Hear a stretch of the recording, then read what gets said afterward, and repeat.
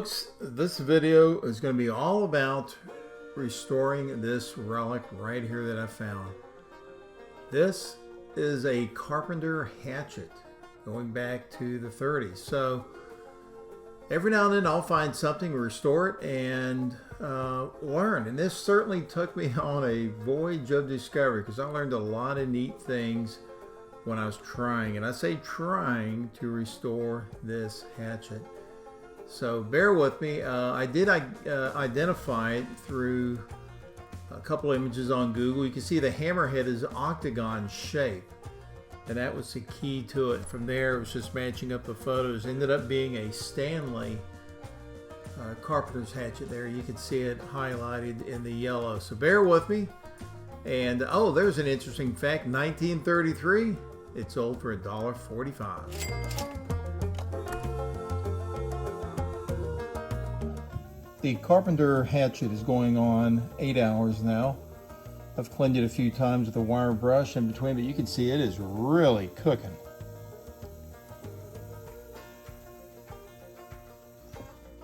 So the electrolysis got it really cleaned up. You can see a majority of the rust is off of it. It took 9, 10, maybe 12, 13 hours. So now I'm going to soak it in this CLR on both sides, obviously, but I'm trying to clean out the inside, and you can see it's starting to bubble there. It will get off a little bit more crud. This is after about an hour. That's what the crud that was eaten off of it. Now I'm going to turn it over.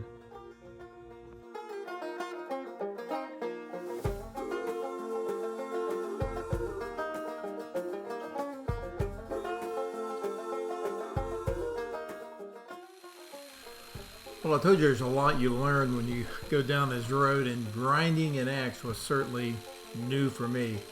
So I started out with a stone and just trying to get all that rust off. Then I moved to the Dremel tool and started working it on both sides. I tell you now, this was a chore.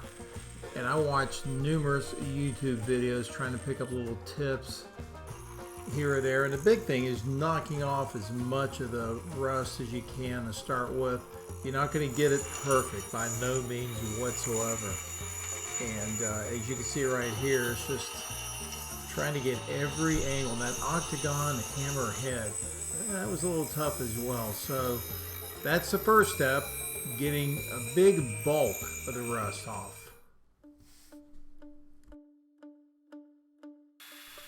Now the next step was using a little bit more of some grinding techniques and a wire brush and a drill to get some of those pieces that are embedded in there off. As you can see, it's just, it took a while. Now I did find right here in the center, as you can see, what's left of the maker's mark, and that would have been Stanley right there in the center of that. That was kind of cool. It kind of slowly appeared. And then I got some sandpaper on a drill, again trying to get it smooth. These are all little things that I learned watching some other YouTube videos on how to restore an axe head. And then I started some of the filing, not a lot, but I wanted to do a little bit early on to see how it would work and if I need to pick up some new tools as I went. Hey, good morning. I'm starting back. This is where I'm at right now. Doesn't look too bad. I just got back from the automotive store. I picked up an assorted pack of sandpaper. So I'm going to start out with 80 grit, and they're just in order. Then I'll go down to 180 and so on, 220 all the way down to 800, I believe. Yeah, so probably an hour on each one of these. So here we go. Gonna wrap it around a little sanding sponge and just sit on the back porch, watch the squirrels, the birds, and go for it right here. A little water, and just start out, get it down to a polish. Then we'll go to the next step. This is fairly new to this, like I was. This 80 grit wet sandpaper, you know, keep wet. I use a little cookie sheet, pour some water in it out of the bottle, and you just keep doing this. Now the metal particles, if you watch right here in the water, when I dip this in, you're going to see where it turns black right there. I don't know if you can see that, but that's the little metal shavings coming off. So every, I don't know, 5 minutes or so, I'll take it, dip it in the water, get the metal off, and I can see it right here.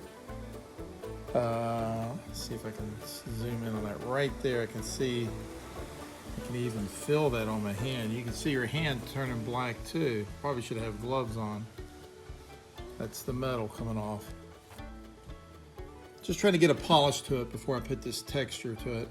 I'm not going to get it smooth. It's just way too pitted. Okay, when you do this, you better get comfortable and just sit down and suck it up, because it takes a long time to get that polish. As you can see right here, you're just going to work yourself to death, but it comes out looking good in the end.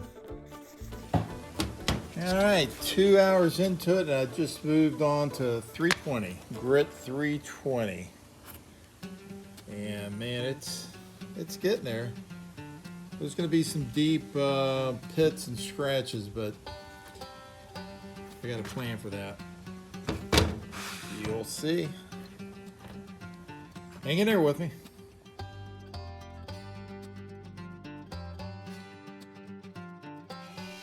Well, I took a chance on this. This is called stippling, and you're going to take a little drill bit, Dremel tool, sanding stone, some type of an instrument, and grind into that surface to make a mark.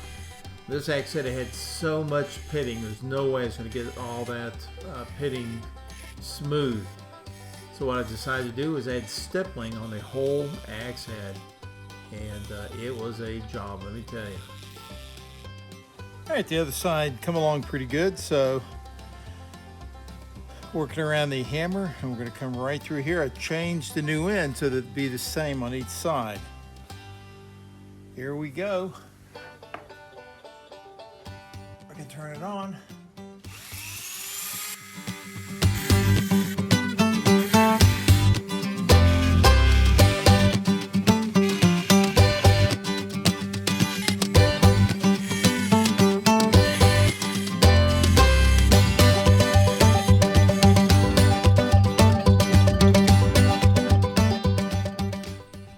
First for me, I'd never sharpened a blade before, so after again learning how to do this off a few videos, I purchased a sanding stone and decided to do it. I got off Amazon, and you just keep it wet.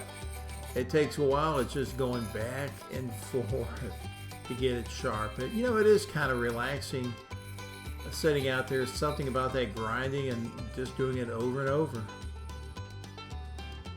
Finally getting close to being done. Now I'm going to polish it. You can use any kind of metal polish. I just happen to have that metal polish cream in the garage, and you can use again the Dremel tool if you got it. Put a little polishing cloth on there and go back and forth. And the idea is to try to get this thing down to a mirror finish. And I think I did. Boy, look at the ending result. That thing is totally different than what it looked like before. Look at that hammer head in. I mean, it's like a mirror. It's remarkable. So pretty good job on it, but I'm not done yet.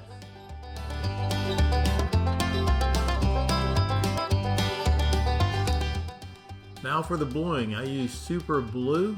This is a gun bluing chemical that I had. Again, I got this off Amazon. Seems like everything's off Amazon. You've got to work quick when you do this. It's a chemical reaction to the metal, and it's going to turn it black. I didn't want the whole axe head black, but what I was trying to do is get those pits nice and black, and then I'm going to polish it again, and those pits will just jump out at you at the end. You'll see here in a minute. But you've got to work quick. I used a Q-tip, and again, it's a chemical reaction. So after you get this on, you're going to wipe it all off, polish it, and then you'll get the end result, which looks pretty cool.